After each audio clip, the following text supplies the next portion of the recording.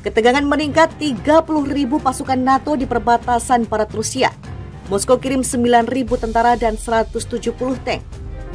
Tonight, American troops barely 100 miles from the Russian border, ready to take on any threat.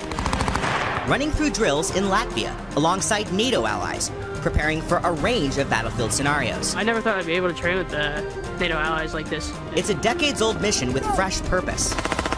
These troops training on Russia's doorstep in a country that some fear could become Putin's next target. It certainly gives us a sense of urgency. All of the training that we're conducting right now is very focused on what we would have to do to defend Latvia. The U.S. has deployed another 800 troops to the Baltics. They're among roughly 100,000 U.S. troops now in Europe. So the experience gets your heart pumping. After Russia invaded Ukraine, the U.S. moved 20 of these Apache attack helicopters from Germany to here in Latvia to shore up NATO's defenses. Paratroopers here are practicing urban warfare, like the kind playing out in the snowy streets of Kyiv. Putin has called NATO's expansion into Eastern Europe a threat.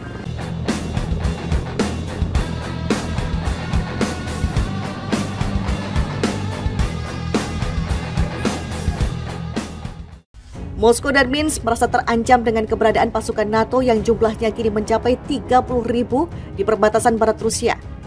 Merespon manuver NATO, Rusia dan Belarus mengumumkan pembentukan kekuatan militer gabungan bulan lalu yang dikatakan mencakup beberapa ribu pasukan Vladimir Putin. Presiden Belarus Alexander Lukashenko mengaitkan langkah itu sebagai ketegangan dengan Barat. Kereta pertama yang membawa tentara Rusia tiba di Belarus pada 15 Oktober. Menurut Kementerian Pertahanan Belarus, hingga 9.000 tentara Rusia dan sekitar 170 tank akan dikerahkan ke negara itu. Kereta pertama yang membawa tentara Rusia tiba di Belarus pada 15 Oktober. Menteri Pertahanan Rusia Sergei Shoigu mengatakan ancaman semakin nyata setelah NATO menambah unit di Eropa Tengah dan Timur, serta di negara-negara Balkan dan Baltik. Kontingen telah bertambah besar 2,5 kali menjadi lebih dari 30.000 orang sejak Februari dan mungkin bertambah lagi dalam waktu terdekat, kata Shoigu dalam sesi bersama para menteri dengan pejabat militer dari Belarus. Dia mengatakan bahwa konsentrasi pasukan Barat seperti itu menimbulkan ancaman tidak hanya bagi Moskow, tetapi juga bagi Belarus sekutu Rusia. Menurut Shoigu, pertahanan kedua negara adalah tugas prioritas dari negara kesatuan Federasi Rusia dan Belarusia.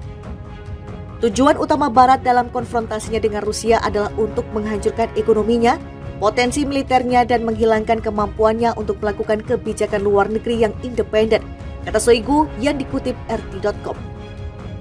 Menanggapi kampanye Rusia di Ukraina, NATO meningkatkan unit militer dan persediaan senjata di timur sebagai tindakan pencegahan. Blok tersebut menggambarkan Rusia sebagai ancaman paling signifikan dan langsung terhadap perdamaian dan keamanan dalam dokumen strategis utamanya yang diperbarui pada bulan Juni. Sekretaris Jenderal NATO Jens Stoltenberg mengatakan pada saat itu bahwa pasukan respon cepat blok itu akan meningkatkan 7 kali lipat menjadi lebih dari 300.000.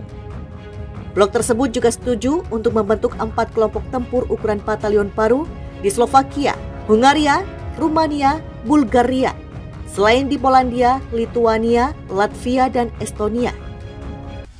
Menurut Kementerian Pertahanan Belarus, hingga 9.000 tentara Rusia dan sekitar 170 tank akan dikerahkan ke negara itu. Kereta pertama yang membawa tentara Rusia tiba di Belarus pada 15 Oktober. Menteri Pertahanan Rusia Sergei Shoigu mengatakan ancaman semakin nyata setelah NATO menambah unit di Eropa Tengah dan Timur, serta di negara-negara Balkan dan Baltik. Kontingen telah bertambah besar 2,5 kali menjadi lebih dari 30.000 orang sejak Februari dan mungkin bertambah lagi dalam waktu terdekat, kata Shoigu dalam sesi bersama para menteri dengan pejabat militer dari Belarus. Dia mengatakan bahwa konsentrasi pasukan Barat seperti itu menimbulkan ancaman tidak hanya bagi Moskow, tetapi juga bagi Belarus sekutu Rusia. Menurut Shoigu, pertahanan kedua negara adalah tugas prioritas dari negara kesatuan Federasi Rusia dan Belarusia. Tujuan utama Barat dalam konfrontasinya dengan Rusia adalah untuk menghancurkan ekonominya, potensi militernya, dan menghilangkan kemampuannya untuk melakukan kebijakan luar negeri yang independen, kata Shoigu yang dikutip RT.com. Menanggapi kampanye Rusia di Ukraina, NATO meningkatkan unit militer dan persediaan senjata di timur sebagai tindakan pencegahan. Blog tersebut menggambarkan Rusia sebagai ancaman paling signifikan dan langsung terhadap perdamaian dan keamanan dalam dokumen strategis utamanya yang diperbarui pada bulan Juni. Sekretaris Jenderal NATO Jens Stoltenberg mengatakan pada saat itu bahwa pasukan respon cepat blok itu akan meningkatkan 7 kali lipat menjadi lebih dari 300.000. Blok tersebut juga setuju untuk membentuk 4 kelompok tempur ukuran batalion baru di Slovakia, Hungaria, Rumania, Bulgaria, selain di Polandia, Lituania, Latvia, dan Estonia. Menurut Kementerian Pertahanan Belarus, hingga 9.000 tentara Rusia dan sekitar 170 tank akan dikerahkan ke negara itu. Kereta pertama yang membawa tentara Rusia tiba di Belarus pada 15 Oktober. Menteri Pertahanan Rusia Sergei Shoigu mengatakan ancaman semakin nyata setelah NATO menambah unit di Eropa Tengah dan Timur, serta di negara-negara Balkan dan Baltik. Kontingen telah bertambah besar 2,5 kali menjadi lebih dari 30.000 orang sejak Februari dan mungkin bertambah lagi dalam waktu terdekat, kata Shoigu dalam sesi bersama para menteri dengan pejabat militer dari Belarus. Dia mengatakan bahwa konsentrasi pasukan barat seperti itu menimbulkan ancaman tidak hanya bagi Moskow, tetapi juga bagi Belarus sekutu Rusia. Menurut Shoigu, pertahanan kedua negara adalah tugas prioritas dari Negara Kesatuan Federasi Rusia dan Belarusia. Tujuan utama Barat dalam konfrontasinya dengan Rusia adalah untuk menghancurkan ekonominya, potensi militernya, dan menghilangkan kemampuannya untuk melakukan kebijakan luar negeri yang independen, kata Shoigu yang dikutip RT.com.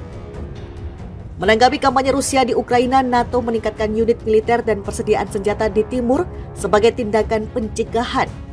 Blog tersebut menggambarkan Rusia sebagai ancaman paling signifikan dan langsung terhadap perdamaian dan keamanan dalam dokumen strategis utamanya yang diperbarui pada bulan Juni. Sekretaris Jenderal NATO Jens Stoltenberg mengatakan pada saat itu bahwa pasukan respon cepat blok itu akan meningkatkan 7 kali lipat menjadi lebih dari 300.000.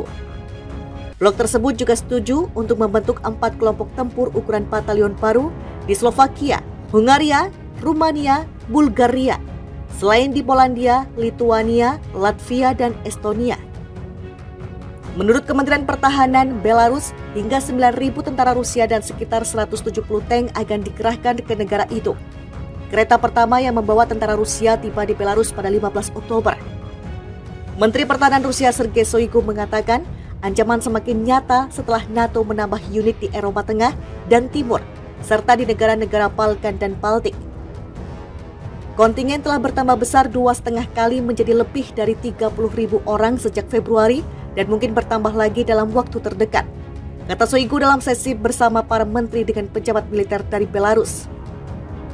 Dia mengatakan bahwa konsentrasi pasukan barat seperti itu menimbulkan ancaman tidak hanya bagi Moskow, tetapi juga bagi Belarus sekutu Rusia. Menurut Shoigu, pertahanan kedua negara adalah tugas prioritas dari Negara Kesatuan Federasi Rusia dan Belarusia.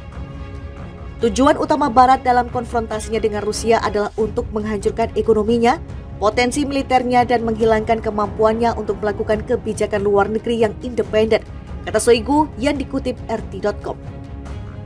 Menanggapi kampanye Rusia di Ukraina, NATO meningkatkan unit militer dan persediaan senjata di timur sebagai tindakan pencegahan. Blog tersebut menggambarkan Rusia sebagai ancaman paling signifikan dan langsung terhadap perdamaian dan keamanan dalam dokumen strategis utamanya yang diperbarui pada bulan Juni. Sekretaris Jenderal NATO Jens Stoltenberg mengatakan pada saat itu bahwa pasukan respon cepat blok itu akan meningkatkan 7 kali lipat menjadi lebih dari 300.000.